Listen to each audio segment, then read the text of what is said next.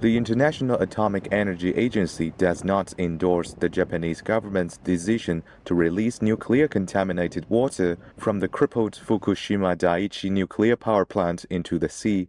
This is according to a safety review report presented by the IAEA chief to Japanese Prime Minister Fumio Kishida in Tokyo on Tuesday.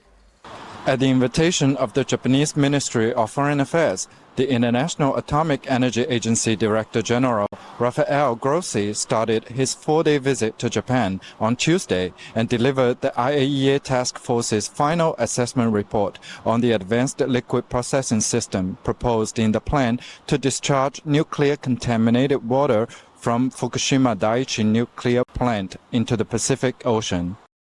In the foreword of the report, the IAEA Director General Rafael Grossi said, quote, "I would like to emphasize that the release of the treated water stored at Fukushima Daiichi Power Station is a national decision by the government of Japan, and that this report is neither a recommendation nor an endorsement of that policy." The report also said the views expressed herein do not necessarily reflect those of IAEA member states, adding that neither the IAEA nor its member states assume any responsibility for consequences which may arise from its use. As you know, this is a decision by the government. It's not an IAEA decision. It's a decision by the government of Japan.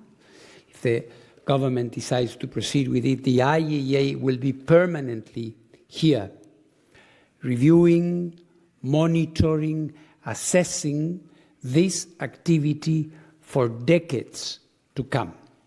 If Japan wants to allow other countries to perform other controls, it's not in my purview.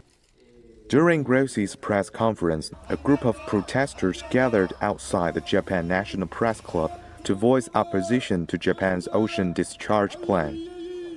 The Japanese government has been pushing to start dumping the contaminated water this summer, which has aroused strong opposition and doubts from domestic fishing groups, Pacific coastal areas, South Pacific Island countries, and the overall international community.